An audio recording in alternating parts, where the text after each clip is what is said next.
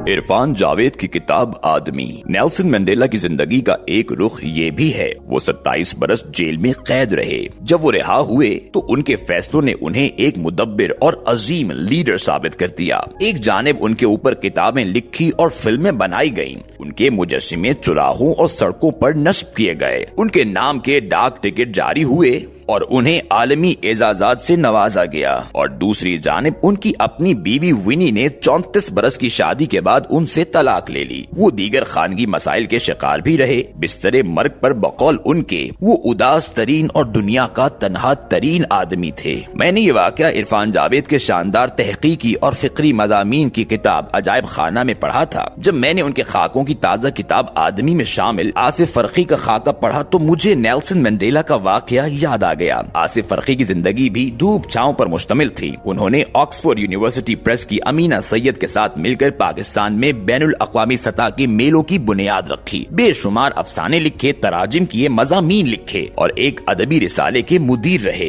लेकिन जब मैंने उनके आखिरी दिनों का अहवाल पढ़ा तो मेरी आंखें भीग गईं। इरफान जावेद की किताब आदमी के कुल 6 खाकों में से पहला खाका आसिफ फरकी का है। उसका आगाज मुकालमे से होता है। इरफान जावेद ने अताउल हक कासमी का खाका लिखकर उसे आसिफ फरकी को उनके अदबी रिसाले दुनिया ज़ाद में इशाअत के लिए भिजवाया। जब चंद रोज बाद इरफान ने आसिफ से खाके के बारे में पूछा तो उन्होंने बताया कि खाका तो उन्हें बहुत अच्छा लगा है, लेकिन दुनिया ज़ाद की पॉलिसी है ये जिंदा लोगों पर तहरीरें शाया नहीं करते। ये बात जब इरफान ने अताउल हक कासमी साहब को बताई तो उन्होंने बुलंद बांग कहका लगाया और अपनी रिवायती हाजिर दिमागी से बोले, तो क्या आसिफ इंतजार हुसैन को उनकी जिंदगी ही में मुर्दा समझ बैठा है? आसिफ फरकी इंतजार हुसैन के इश्क में मुब्तला थे और वो उनकी जिंदगी ही में उन पर लिखते रहते थे और इंतजार साहब की तहरीरें भी शाया करते रहते थे। इस खाके में जहां मुस्तंसर हुसैन तारर, अब्दुल्ला हुसैन, शकील आदिलजादा, अहमद नदीम कासमी और असलम फरकी जैसे कदावर अदीबों के दिलचस्प वाकयात और मुकालिमात हैं, वहीं कराची आर्ट्स काउंसिल के मुतहर्रिक और बासलाहियत सदर अहमद शाह, मुसव्विरी के मास्टर्स में शुमार होने वाले तसद्दुक सुहेल,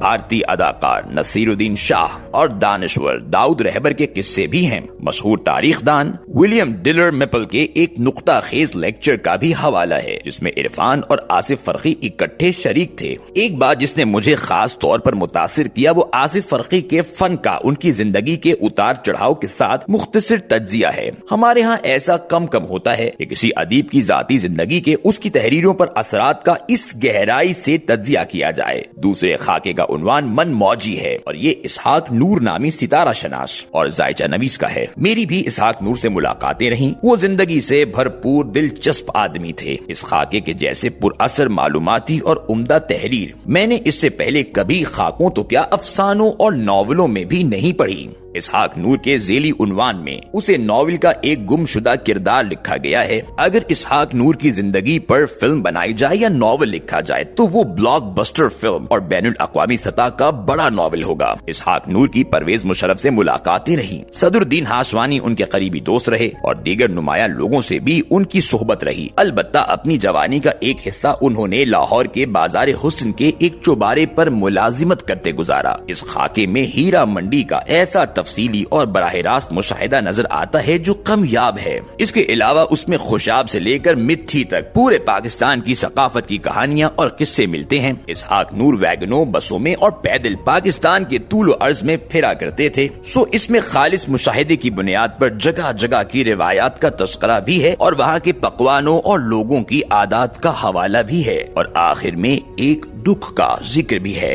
एक ऐसा दुख जिसे अपने सीने में लेकर इसहाक नूर जेरे जमीन चले गए। आदमी में गैब्रियल का खाका भी शामिल है। वो स्विट्जरलैंड से ताल्लुक रखने वाला एक दायमी आवारा गर्द था। यूनिवर्सिटी का तालीम याफ्ता एग्जीक्यूटिव जॉब करने वाला एक रोज सब छोड़ छाड़ कर दुनिया के सफर और सयाहत पर निकल खड़ा हुआ था। इस्तांबुल उसके जी को ऐसा भाया कि वो जिधर भी जाता लौट कर उधर आता। इस्तांबुल में उसकी मुलाकात पाकिस्तान के एक यूनिवर्सिटी स्टूडेंट से होती ہوتی ہے جو وہاں پر ہفتوں کے لیے اسی اسٹوڈنٹ ہاسٹل نما ہوٹل میں مقیم تھا جہاں گیبریل رہتا تھا۔ دونوں کی ایسی دوستی ہوتی ہے کہ گیبریل اسے اپنے دوست لڑکوں لڑکیوں سے ملواتا ہے اور استنبول کے ان حصوں تک لے جاتا ہے جو سیاحوں کی لسٹ میں نہیں ہوتے۔ ایک رات اس پاکستانی اسٹوڈنٹ کو پولیس پاسپورٹ ساتھ نہ رکھنے پر غیر قانونی قیام کے شک میں پکڑ کر حوالات لے جاتی ہے۔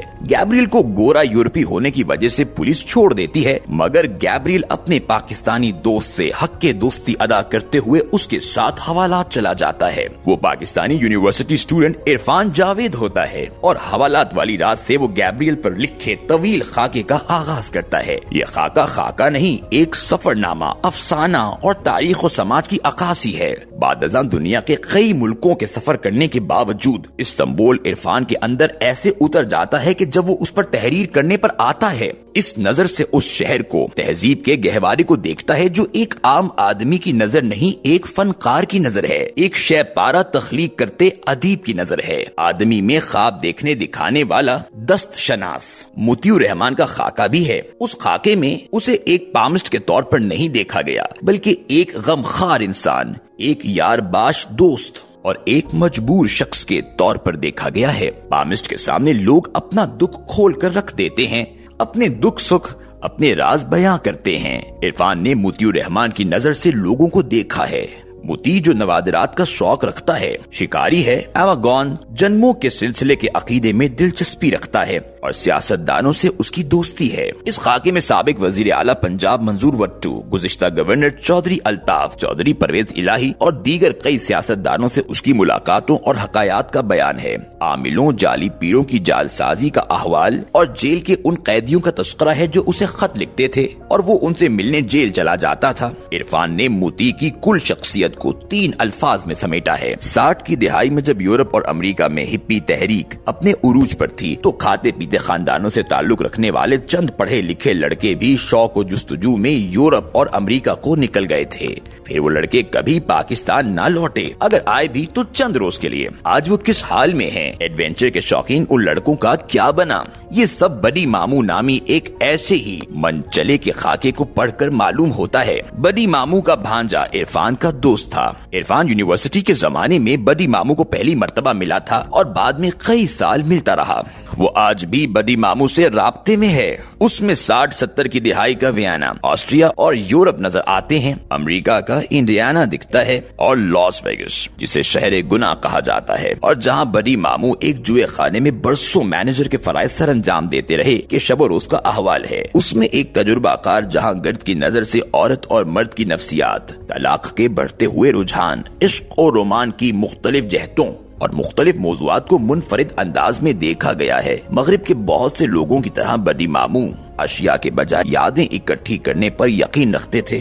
عمر کے اس آخری حصے میں ان کی یادوں کے خزانے کا کیا ہوا؟ اس موضوع پر ایک بہت مختلف اور منفرد پہلو سے چونکا دینے والے انداز میں اس خاکے کا اختتام ہوتا ہے۔ بانسری بابا اس کتاب کا آخری خاکہ ہے اور میرا پسندیدہ بھی۔ کسی بڑے ادیب کی خوبی ہوتی ہے کہ کسی عام کردار کو چھو کر لازوال کر دیتا ہے۔ اس خاکے میں بابا اقبال پہرے دار کے سے درویش صفت، صوفی منش، جانوروں پرندوں سے عشق کرنے والے، شاموں کو بانسری کی دھن چھیڑنے والے بانسری بابا کو عرفان نے امر کر دیا ہے۔ مجھے اس خاکے میں اے حمید کا قلم نظر آیا اور اساتذہ ادب کی جھلک نظر آئی۔ اس میں ماضی کی چھتناور درختوں میں گھری اور انوکھے جیتے جاگتے کرداروں سے رنگی لاہور چھاونی دوبارہ زندہ ہوتی نظر آتی ہے۔ اس تحریر میں کوئل کی کوک، چلتی چکی کی ہوک اور بانسری کی مدھر موسیقی سنائی دیتی ہے، گنگناتی ندی کی کومل آواز اور چھوٹے ننھے منھے بچوں کی کلکاریاں سنائی دیتی ہیں جو کانوں کے رستے روح میں اتر جاتی ہیں۔